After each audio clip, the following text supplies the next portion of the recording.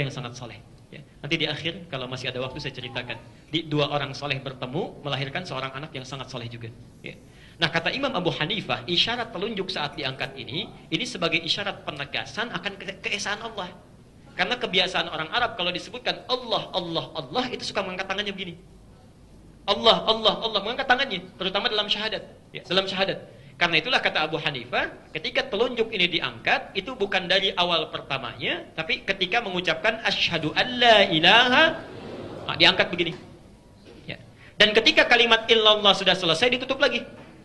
Selesai. Karena faidah mengangkat telunjuk ini hanya untuk mengikrarkan bahwa tiada Tuhan selain Allah. Lalu ditutup. Ya, pelan-pelan. Imam Ahmad bin Hanbal berpendapat. Kata Imam Ahmad,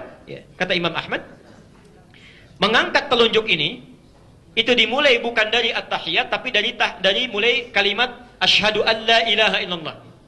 Saya ulang, bukan dari kalimat pertama begitu selesai kita bangkit dari sujud at-tahiyat tahiyatu lillah. Ini belum diangkat kata Imam Ahmad. Ya. Diangkatnya persis ketika mengucapkan asyhadu an la ilaha illallah tapi tidak ditutup dulu. Dibiarkan terus sampai akhirnya. Kalau tahiyat yang pertama dibaca sampai dengan fil alamina innaka hamidum majid, kalau tahiyat yang terakhir dibaca tuntas sampai dengan salam. Jadi begitu assalamualaikum baru ditutup. Kata Imam Ahmad. Ya. Apa pandangan beliau? Ini bagus pandangannya, memadukan dalil-dalil yang ada. Kata Imam Ahmad, begitu tangan ini diangkat, kata Imam Ahmad, ya, itu menunjukkan kalimat syahadat, penunjuk itu, tapi di hadis yang akan disebutkan dan Nabi berdoa dengan itu. Berdoa dengan itu. Jadi ketika diangkat Nabi berdoa. Sedangkan lafaz doa itu dimulai setelah syahadat, bukan sebelum syahadat. Ya. Makanya ketika Anda berdoa, itu kan adabnya membaca salawat pada Nabi, kemudian berdoa kan? Maka orang-orang yang berdoa dalam tahiyatnya, bukankah dimulai setelah membacakan syahadat? Asyhadu an la ilaha illallah wa asyhadu anna Muhammadar Rasulullah. Kemudian setelah itu apa? Allahumma salli ala Muhammad wa ala ali Muhammad kama sallaita ala wa ala ali fil alamin innaka. Itu kan doa. Itu kan doa. Maka kata Imam Ahmad, ketika Anda mengangkatnya dalam tahiyat, diangkat begini, jangan dulu ditutup kecuali sampai selesai fil alamin innaka hamidum majid. Dan di tahiyat terakhir diangkat baru kemudian ditutup kembali saat akan salam. Saat akan salam. Imam Malik mengangkat dari awal tadi yang pertama sampai terakhir. Ya, sampai terakhir. Diangkat begini sampai salam baru kemudian ditutup. Jelas sampai sini? Di sini ada tiga pendapat yang utama, Imam Malik, Imam Abu Hanifah, terakhir Imam Ahmad. Tapi ketiganya belum mengomentari apakah digerakkan atau tidak. Digerakkan atau tidak. Baru kemudian ada hadis yang datang, Masya Allah, sampai 12 matan. 12 matan. 12 redaksi. Disampaikan oleh Syekh Muhammad Mustafa Al-Adawi dalam kitab Syarah Jalal Hadis, ya, halaman 178 sampai halaman 180. Semua 12 riwayat ini mengacu pada orang yang sama dari sini. Di kurang lebih ada 12 orang menerima riwayat dari Wa'il. Dari Wa'il. Ya. Di antara riwayat ini ada yang bernama Ziyadah bin Qudamah. Ziyadah bin Qudamah. Riwayatnya sama seperti yang pertama dari Ibnu Umar, cuma ada tambahan, ya. Di mengangkat telunjuknya begini, kemudian mempertemukan, membuat lingkaran antara yang jempol dengan yang tengah, gini. Ditambah di akhirnya, thumma yuharnikuha, kemudian menggerak-gerakannya. Thumma yuharnikuha, gini. Yuharnikuha. Pelan-pelan.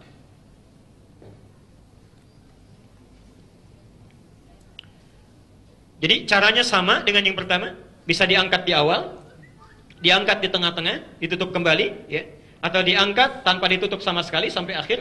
Tapi yang ini, hadis kedua, itu ketika diangkat sambil menggerak-gerakan. Jelas sampai sini? Pelan-pelan. Tsumma yuharrikuha, diangkat sambil menggerak-gerakan. Jadi, saya mau simpulkan dulu dengan pelan-pelan. Kalau ada orang mengangkat begini tanpa menggerakkan pun, karena hadisnya juga ada, kuat riwayatnya, maka itu sah. Tidak ada masalah. Kalaupun ada yang mengangkat kemudian menggerak-gerakkan, menafsirkan di hadis ini, itu pun sah. Tidak ada masalah. Ini tidak perlu dipertentangkan. Jelas sampai sini? Jadi jangan misalnya usil, ya. Wah, misalnya ada yang ngangkat gak menggerak-gerakkan. Itu kurang soleh itu, ya kan? Jarinya jangan-jangan tidak bermasalah. Lu dibalas lagi gak ada kerjaan, itu kena Parkinson barangkali tangannya gini-gini. Itu berbahaya. Tidak boleh sering mencela. Tidak bagus. Saya tidak pernah mengajarkan celaan. Ya, pelajari dalilnya, tandakan landasannya, tanyakan landasannya, baru amalkan. Ya. Tapi kalau Anda tanyakan, mana di antara ini yang paling kuat? Ya. Anda tanyakan pada kami, mana di antara ini yang paling kuat, kita bisa bandingkan. Tapi perbandingan ini jangan sampai mengecilkan yang lainnya. Pas ya? Nah, ulama hadis dalam hal ini memandang mengangkat tanpa menggerakkan itu lebih kuat dibandingkan mengangkat dengan menggerakkan. Ya. Dengan dua alasan. Bahkan tiga nanti ya. Satu. Hadis tentang menggerakkan diriwayatkan oleh Ziyadah bin Qudamah dari Wa'il bin Hujur. Ya. Dari 12 hadis itu cuma satu orang yang menyebutkan menggerakkan tangannya. Sementara 11 orang lain yang meriwayatkan hadis yang sama itu mengatakan tidak ada tambahan di hadis itu menggunakan kata yuharrikuha. Tidak ada tambahan menggerak-gerakkan. Ada 12 orang meriwayatkan dari orang yang sama, 11 orang mengatakan nggak ada tambahan menggerak-gerakkan. Yang satu mengatakan digerak-gerakkan. Ya. Jadi kalau 11 berbanding dengan 1, kira-kira yang lebih kuat yang mana? Maka dari itu kata para ulama, jika ada satu riwayat bertentangan dengan banyak yang thiqah, maka yang ini ditinggalkan. Ditinggalkan itu maksudnya dianggap lemah dibanding dengan yang ini. Ya. Di antaranya ada Sufyan Ats-Tsauri yang 11 itu. Ya. Ada Sufyan Ibnu Uyainah, ya. Ada Zuhair, ada Salam bin Sulaim, ya. Macam-macam. Jadi ada Bishr bin Al-Mufaddal, ada 15 orang, ada 11 orang, maaf. Ya. Dan semuanya ahli hadis. Semuanya ahli hadis. Ini dari segi sanad. Sanad. Tapi kalau Anda berbicara hadisnya sahih atau tidak, hadisnya sahih. Ya, sahih. Cuma bertentangan dengan 11 yang sahih lagi. Dari satu jalur yang sama. Nanti kita tafsirkan di akhir. Yang kedua, kalimat yuharrikuha dalam bahasa Arab itu memiliki dua makna.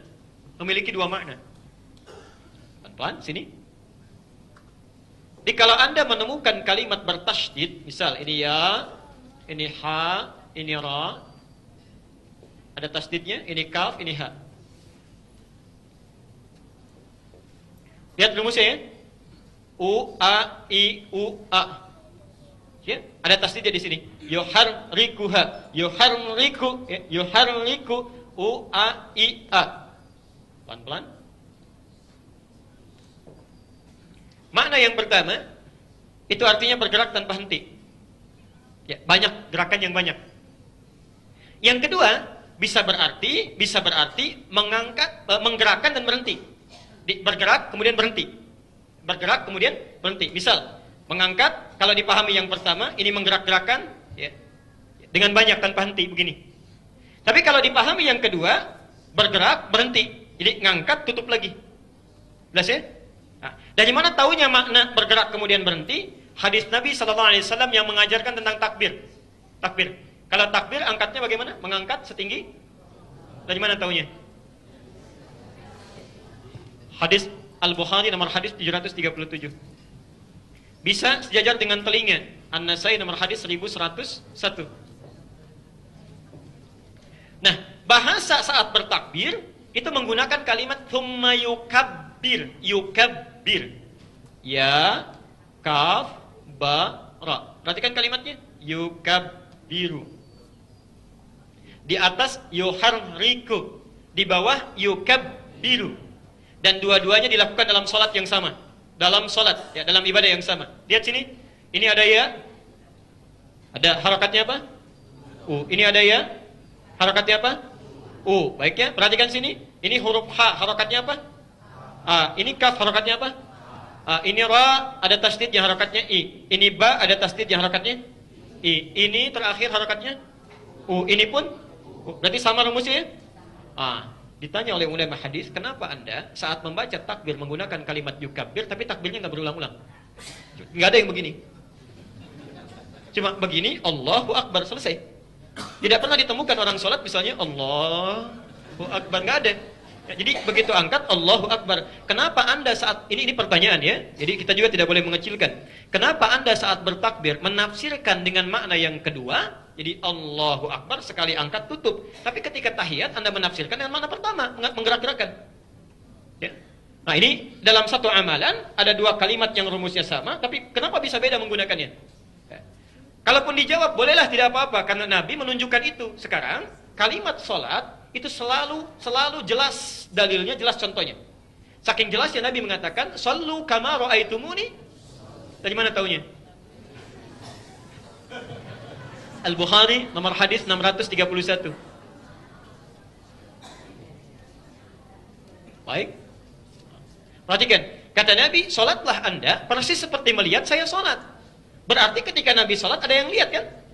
Ada yang lihat. Nah, melihatnya seseorang kepada Nabi, itu mesti melihat contoh yang jelas, gerakan yang jelas, tidak ada keraguan di dalamnya, tidak membingungkan. Nah, kalaulah pernah ada orang melihat Nabi menggerakkan jemari telunjuknya saat tahiyat terakhir itu, atau tahiyat yang pertama, pertanyaannya, bagaimana cara Nabi menggerakkannya? Apakah ke atas ke bawah? Apakah cepat? Ataukah lambat? Atau ke samping kanan, ke samping kiri? Ya. Ada sementara orang membentuk kalimat Allah begini. Ya. Mana yang benar? Nah, kaidah usul fikih menyebutkan sesuatu yang jelas tanpa ditafsirkan itu lebih kuat dibandingkan dengan sesuatu yang mesti ada penafsiran. Jelas ya? Karena itu dalam hal ini ulama hadis memandang mengangkat telunjuk begini tanpa menggerakkan itu dipandang lebih kuat dari sisi matan dan sanadnya dibandingkan dengan yang menggerak-gerakan seperti ini. Nah, Syekh Mustafa Al-Adawi menyimpulkan barangkali yang dimaksud dengan hadis Ziyad ini bukan menggerak-gerakan tapi mengangkat menutup lagi seperti penafsiran Abu Hanifah tadi. Ya. Tapi yang paling indah kesimpulan terakhirnya itu semua kata beliau hanya pandangan dan penafsiran. Ya, tidak harus pendapat yang kita yakini sampai harus mengecilkan dan merendahkan pendapat orang lain yang memilih hal yang berbeda dengan kita. Ya, sepanjang ada dalilnya. Ya. Jelas sampai sini ya? Baik. Tapi mohon sebesar-besarnya jangan mencari alasan-alasan untuk membenarkan pendapat yang kita ambil pada hal yang tidak ada tuntunannya. Saya pernah dengar, "Ustaz, menggerak-gerakkan begini itu untuk musir setan," katanya, supaya setannya nggak datang begini. Itu nggak ada hubungannya, ya. Tidak ada hubungannya. Baik. Jadi jangan bercanda dengan agama ya.